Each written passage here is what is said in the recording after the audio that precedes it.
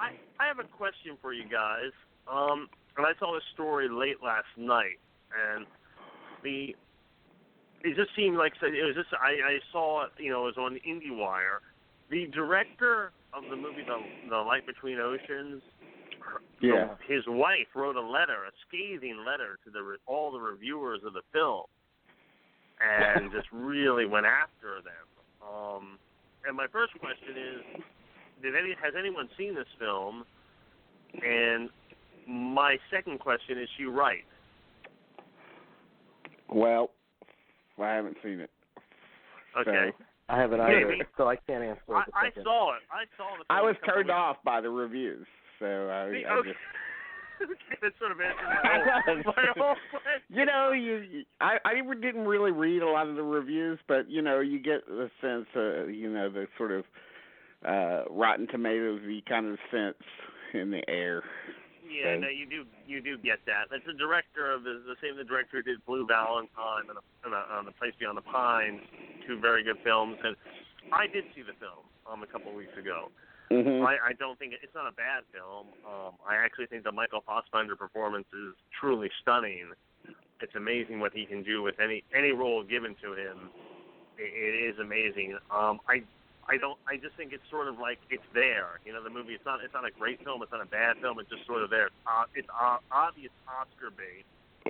And like we said a couple of weeks ago, why are you releasing this film on Labor Day weekend? Well, I guess that question was answered because it was kind of a popcorn fart of a movie. Yeah, I mean, let's release this like right after Don't Breathe. No one will notice. Well, I will say this. I empathize with her because this is a family member, and you want the best for them, and you see the heartbreak that they go through if something doesn't do well that they put so much passion into. But there's a difference between like the personal and being outside of it as a critic, mm-hmm. and you're objectively reviewing a movie, or you should objectively review it. Right. And it's also short-sighted because movies, if they're worth their salt, they're more than their opening weekend. Right. Mm-hmm. So they should be able to live and gain an audience over time, like so many great movies do. But at the same time, a movie like this does thrive, as Dean just illustrated, on critical reception. It's the one kind of movie that does, where the critics do matter. Yeah. Oh, exactly. Totally. I mean. And I don't know whether her thing was because one of the thrust I'm taking of the letter, and I'm just basing this on the IndieWire article, is that Variety broke the embargo. Because the embargo is a very big deal in this day and age. And I think she's thinking that the embargo had not been broken, that the movie's premiere, I think it was at Venice, if I'm not mistaken, would have gone over better, but I was just curious because it was I have not seen this recently where the spouse of the director takes the pen or in this case the keyboard or whatever and just hammers away, and I admired it. But and here's the thing, I noticed this the last couple of years. We a lot of people will judge a film, they'll say it's horrible or it's great, but there's no in between. And this is one of those movies that I think is just it has its moments. It's just okay. Like it's okay. It's not. I could take or leave it. It's not something like, oh my God, I can't believe I wasted 2 hours of my life. No. It's not one of those. Obviously, not one of those. But it's a kind of film that is trying to be something, and it can't quite get there. It really can't quite get there. And by the way, she didn't mind that all of her husband's previous movies. I mean, he's won an Oscar. He's in his other 2 or 3 movies, I can't remember how many now, have all gotten great reviews. Yeah. I mean, you can't, as Woody Allen can attest, they're not all going to be golden. They're really not. She's obviously reacting to the first of her it's Denis Villeneuve, right? Or is it C.M. France, right? Yeah, I think C.M. France. You're better at pronunciations. They don't let me go. Ray Donovan's crew won't let me go near their lead actor's name. They keep. Well, but he, I mean, most of his, I mean, she's probably not used to seeing negative reviews of his movies, so this hurt, I guess. Right. I think, Dean, I think that's the best explanation I've heard.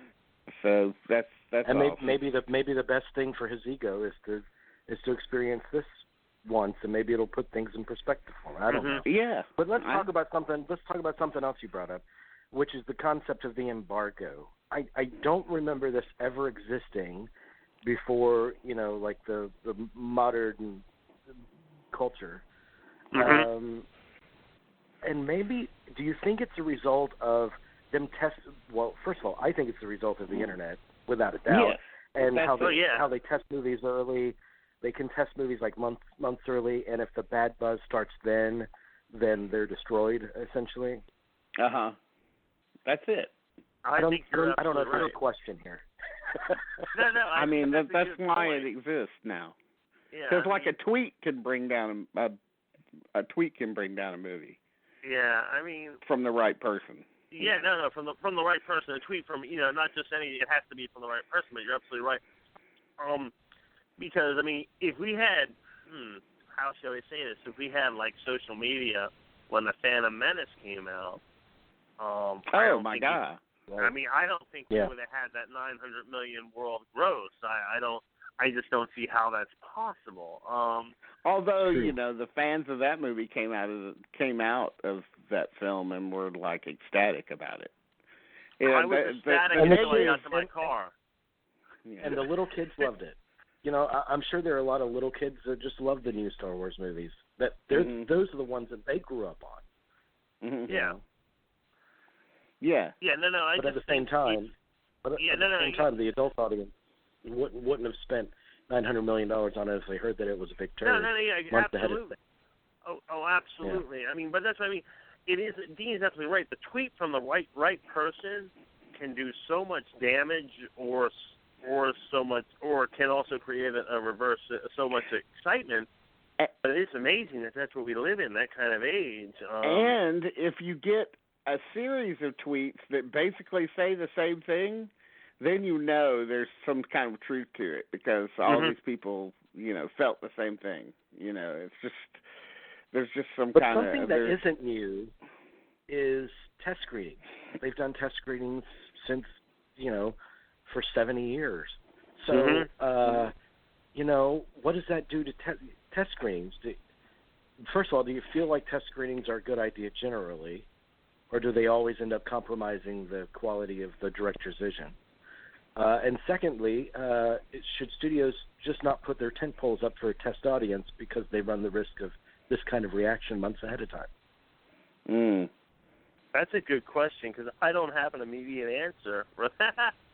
I mean, for me, I think that, it could, it could go either way as far as, negative or positive as far as the usefulness of test screenings. I mean, we always hear about the test screenings that compel a studio to recut the movie and rejigger it and everything because some assholes in the audience didn't like the color that somebody was wearing in the scene or something. But do we ever really hear about the ones that really help a movie? I mean, that really, that give some kind of perspective to the filmmakers? I haven't recently. I mean, like, for instance, let's just take 2001: A Space Odyssey, when it first screened. When it first screened, Kubrick was shocked at the number of people who were walking out on it. And then he took it back and cut, almost 20 minutes out of it. And that's the movie we have now. And I'd be interested to see those 20 minutes, but I wouldn't necessarily think that the movie needs it, Right. The same thing with The Shining. Even though The Shining, to my knowledge, did not test screen, what was unique about The Shining was that it was already out in thousands of theaters when he decided to cut it. God, I love Stanley Kubrick. I just love it. So we could go either way, you know. I think I think we hear about the negative things because it's more of a story, you know. But there could be a lot of positives that we don't even know about.